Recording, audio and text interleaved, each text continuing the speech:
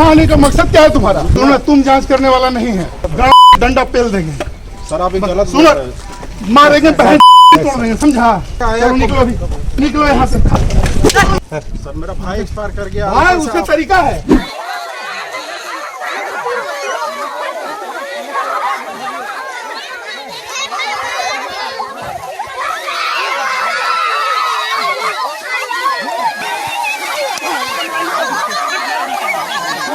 मतलब आप प्रशासनिक है तो आपको पास नहीं करेंगे, किसके पास करेंगे?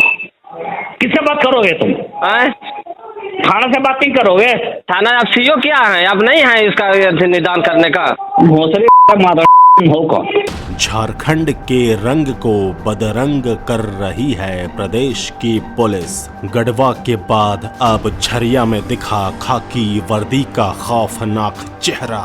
नमस्कार, आजाद सिपाही विशेष में आपका स्वागत है। मैं हूं राकेश सिंह। झारखंड में पिछले 10 दिन के दौरान घटी 3 अलग अलग घटनाओं ने राज्य की पुलिस का खौफनाक चेहरा सामने लाकर रख दिया है। पहले गढ़वा के सलगा गांव में एक किसान परिवार पर खाकी का कहर टूटा, फिर बड़का गांव में एक सीओ ने बदतमीजी की कहानी दोहराई और अब झरिया में अपने जवान बेटे की हत्या का इंसाफ मांगने गए लोगों पर खाकी वर्दी वालों ने कहर बरपाया। इन तीनों घटनाओं में एक समानता यह है कि इनमें से किसी में भी ना तो कानून व्यवस्था की समस्या पैदा होने की आशंका थी और ना ही सार्वजनिक संपत्ति का नुकसान हो रहा था। इसमें आपसी सौहार्द बिगड़ने का खतरा भी नहीं था। ये घटनाएं इसलिए भी समान हैं क्योंकि सभी में पुलिस प्रशासन का कहर पीड़ितों पर ही टूटा, जबकि आम धारणा यह है कि पुलिस आमतौर पर पीड़ितों का साथ देती है। खाकी वर्दी का ये खौफनाक चेहरा दरअसल झारखंड के असली रंग को बदरंग कर रहा है। आमजनों पर पुलिसिया कहर, छात्रों पर अत्याचार, महाजनी प्रथा, सूदखोरी, नशाखोरी और सरकार के सौतेले रवैये के खिलाफ सशक्त आंदोलन कर सत्ता में आए झामुमो के नेतृत्व को पुलिस के इस बर्ताव को गंभीरता से लेना होगा, वरना इसका खामियाजा उसे ही भुगतना होगा। राहत की बात यह है कि इन घटनाओं का मुख्यमंत्री हेमंत सोरेन ने संज्ञान लिया है और जांच के आदेश दिए, लेकिन सिर्फ इससे ही बात नहीं बनने वाली। सीएम को जांच रिपोर्ट पर भी नजर रखनी होगी। इन घटनाओं ने जिस बड़े पैमाने पर राज्य की छवि को नुकसान पहुंचाया है, ऐसे में अब वक्त जांच का नहीं एक्शन का है। ऐसे बर्बर वर्दी वालों को तत्काल इंसाफ की दहलीज पर लाने का समय है। इन तीनों घटनाओं के परिप्रेक्ष्य में झामुमो और सरकार के सामने उत्पन्न चुनौतियों का विश्लेषण करती आजाद सिपाही के राजनीतिक संपादक प्रशांत झा की विशेष रिपोर्ट। पुलिस के लिए गढ़े गए 3 शब्द पुरुषार्थ, लिप्सा रहित और सहयोगी झारखंड के थानों की दहलीज पर दम तोड़ रहे हैं। पिछले 10 दिनों के दौरान राज्य के 3 जिलों गढ़वा, हजारीबाग और धनबाद में पुलिस ने खाकी का जो खौफनाक रंग दिखाया है, उससे साफ हो गया है कि झारखंड पुलिस के कुछ अफसर अब केवल पीड़ितों पर अपना पुरुषार्थ दिखाते हैं।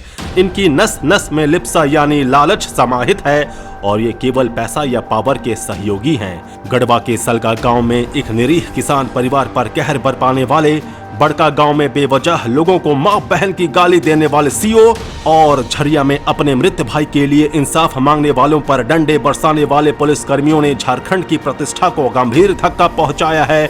इसके रंग को दुनिया भर में बदरंग कर दिया है।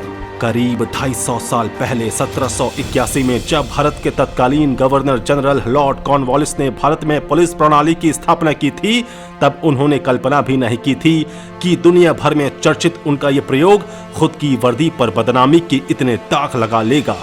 भारत में आम जनता के बीच पुलिस की छवि एक ऐसी खौफनाक संगठन की बन गई है जो आम लोगों की दोस्त नहीं, शोषक है।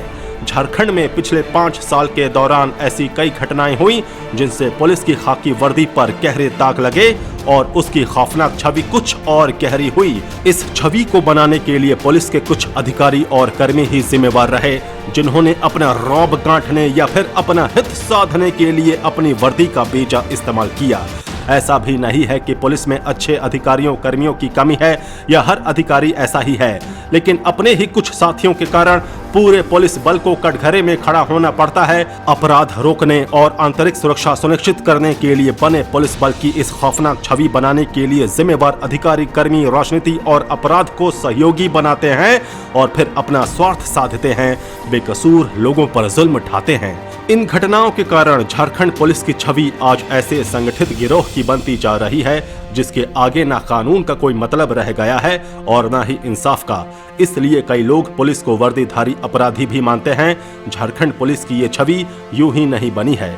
पुलिस के कुछ अधिकारियों ने जिस तरह अपने पद, प्रतिष्ठा और ताकत का बेजा इस्तेमाल किया, उसके कारण ही पुलिस की ये छवि बनी है। चाहे 2014 का प्रीति हत्याकांड हो या 2015 में बकोरिया में 12 निर्दोष ग्रामीणों को नक्सली बताकर गोलियों से भूनने का मामला हो, बुंडू के रुपेश स्वासी नामक किशोर की थाना हाजत में पीट कर मारने का कांड हो या धनबाद का बहुचर्चित गांजा प्लांट कांड, हर घटना में पुलिस वालों की बदनीयती और वर्दी के दुरुपयोग की कहानी ही सामने आई।